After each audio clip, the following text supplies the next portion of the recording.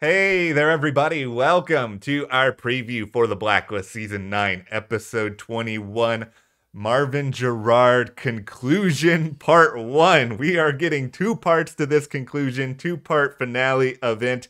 Brace yourselves, everyone. I'm really excited.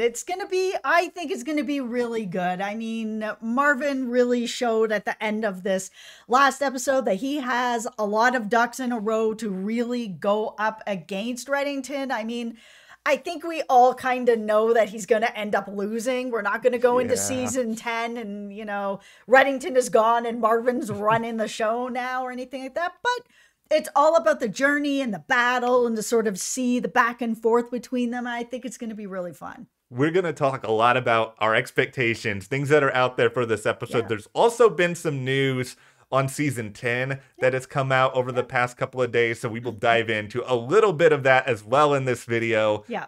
But go ahead, hit that subscribe button, because what are you waiting for? We have a review for this episode coming on Friday. We're going to have a review for the finale the week after that. We, of course, are going to be talking about season 10, and we have Obi-Wan Kenobi coming later this month. Like, you gotta love Star Wars, right? Like, right? Really? Also, follow us over on Instagram, Matt and Jess TV, where we have a new photo up of Miss Fifi Fontaine, my bunny, who decided today to jump to the top of my headboard, which was taller than her cage. So there's a little bit of a worry there. But, she decided to be the Kim Wexler of the situation. She went on Bad Choice Road because she could not get back down again. She made it up, and that was it for her. But also, we are covering Better Call Saul. So if you missed that review, go check that out because, Kim is on Bad Choice Road over there.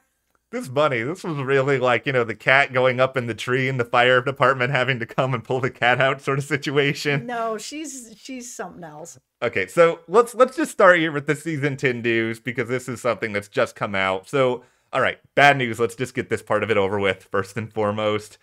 It's not on the fall schedule right now.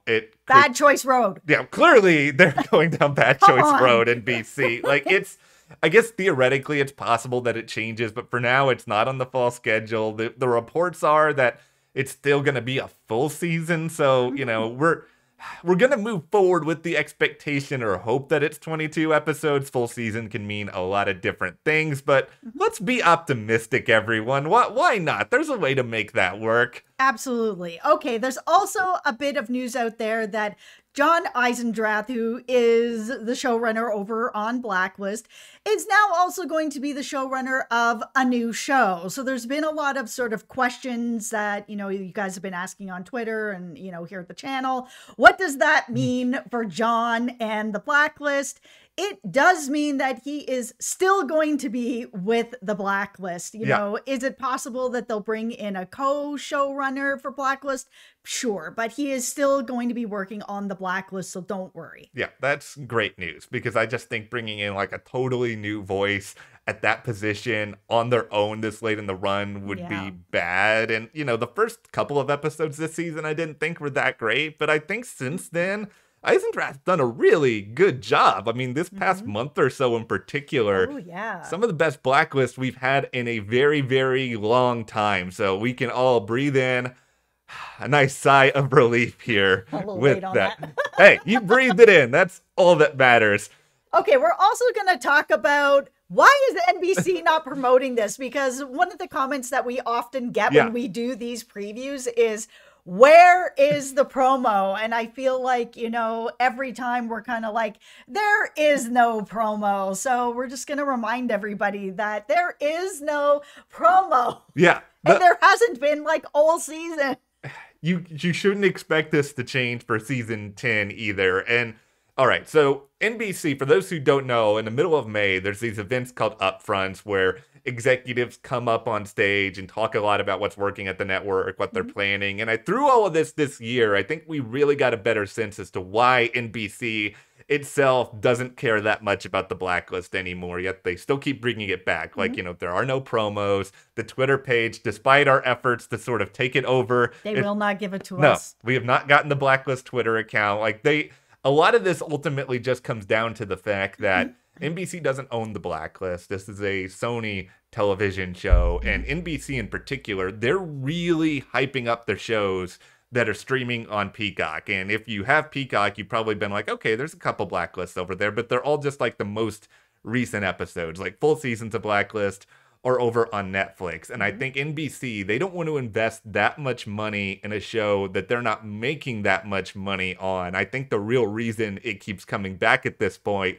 is because Sony is making so much freaking money on this show on Netflix and otherwise. They're probably licensing the Blacklist to NBC really, really cheap. NBC is like, okay, we'll take this programming that we don't have to pay that much for and we can still turn a profit on. That's fine. We'll put it on Friday nights. We'll put it on mid-season. Like, it doesn't matter. But that is what is going on here. NBC doesn't care that much, but that's okay. They're giving us a season 10. I can't be that bitter about it. All right, let's talk about Marvin Gerard conclusion part 1. Yes. All right. So the synopsis kind of goes, Red and the task force are going to spring into action after learning who betrayed them. And I mean, I think we didn't need a synopsis to know that this is what is happening. When we last saw this confrontation with Marvin and Red on the plane, Marvin had a trained sniper on Mirza, and this is where we are, where Reddington had to let him off the plane.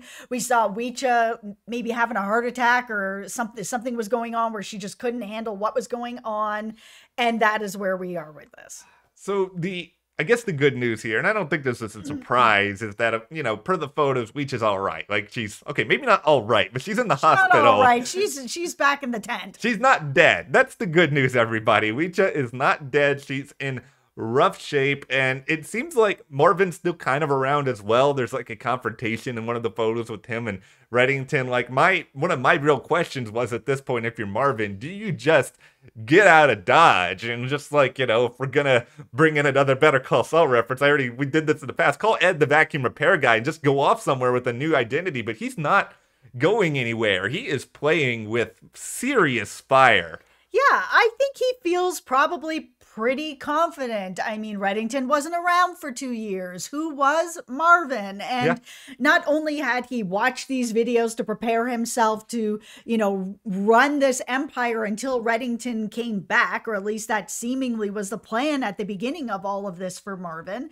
He had to have made contacts. He had said, half the underworld is calling me about my boss and what he's doing and what's going on, that I'm sure within that time, he made those connections strong between him and those other people in the underworld. So how many of them are still loyal to Reddington? I think he's about to find out. I think some of them probably did turn and are working with Marvin now because Marvin was the one who stepped up. And since Reddington has been back, his head has still been clouded with what happened to Liz. He's not really fully back. I think an important thing for us all to kind of remember entering this episode, because I know people get mad when Reddington gets outsmarted, but like you just said, his head has been clouded with Liz, and Marvin also has a head start because he's had time to prepare for a lot of what if scenarios here. Probably ever since he started to blackmail Cooper, he was starting to think about, okay, what if Reddington finds out this, that, or the other thing? What do I do? Reddington is he's playing so far from behind because he's just now figured out what's going on with Marvin. And I feel like Marvin's already got a lot of things in the works that are going to sort of spawn out in this episode. And things are probably going to get worse for Reddington before they get better. Yeah, and I think that's why Marvin is not calling the vacuum repair man to be able to go, into hiding. I think he feels fairly confident that not only does he know how to run the empire, but he has made very good connections. And we've seen people over time who were loyal to Reddington, including Marvin, turn on him. And because he's been missing for so long, I'm sure a lot of these people who were connections to Reddington were just like, he's not coming back. And if he's not coming back, I mean, let's be loyal to the person who is running the empire, and that's Marvin. And, criminal loyalty. I mean, let's really look at that. I mean, come on. Like, you're going to be loyal, but to a point. There's going to be a lot of flip-flopping in this episode, people, with everyone around them. other question I got here, Cooper, he wants to be free from all of this nonsense, right? Mm-hmm. So Marvin is his key to the kingdom here. He needs Marvin alive.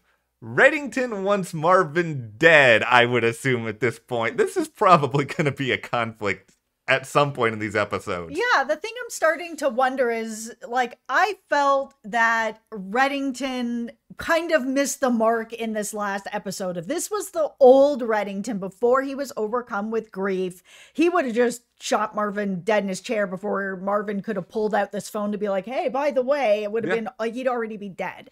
But because Reddington is in a different spot mentally with his grief and can't really see much further than that, I feel like Reddington's ultimate plan is to kill Marvin and, you know, figure out what he knows about, you know, what he's taken over with the Empire. He's been buying shares in the Empire, like, to try to figure all that out before he ultimately kills Marvin.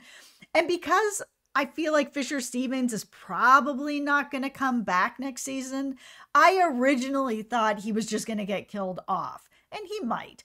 But you're right. Cooper needs Marvin to be able to clear his name. And I think we all feel like Cooper's going to have his name cleared. So could Marvin just get carted off to jail again? Yeah, that's kind of what I think is going to happen, where Reddington will get revenge. Well, you know, he'll be in jail or whatever, but he won't get exactly what he wants. But Cooper will be able to get what he needs. I sure hope so. Cooper, justice for Cooper. Also, I want there to be some sort of tease for season 10. We've talked a lot about there maybe being a bigger bad behind Marvin. There's still not a lot of evidence of that on the show. I'm not expecting a big reveal in Friday's episode about any of this. If they're going to give us something like that, probably going to be in the finale. I just think we're getting Reddington versus Marvin, and honestly, that is fine. Yeah, the way that they set it up with that last confrontation with them, it feels like Marvin's not really working with anyone else, that he really is like, you left me with this empire. I ran it the way that I could. I started to build trust with everyone, and now I'm running the show. And it makes sense that that's where he would kind of be with it. And I've seen some people out there that think that, like, Weech is in on it, or Dembe's in on it, or both the sisters are in on it. And I just don't think that any of them are. And maybe I'll be wrong, but I just don't think they are. I think this was the betrayal. I think there may be some, like, smaller characters who betray him, but I think this is the sort of the big moment. And I'm really just so stoked to see where this goes. It's going to be chaotic. Of course, we will be here to document the chaos, talk about what worked, what didn't. So hit that subscribe button. Follow us on Instagram at Matt and Jess TV. Why wouldn't you? There's so many cute bunny photos and other animal photos. But thank you guys so much. We'll see you here next time.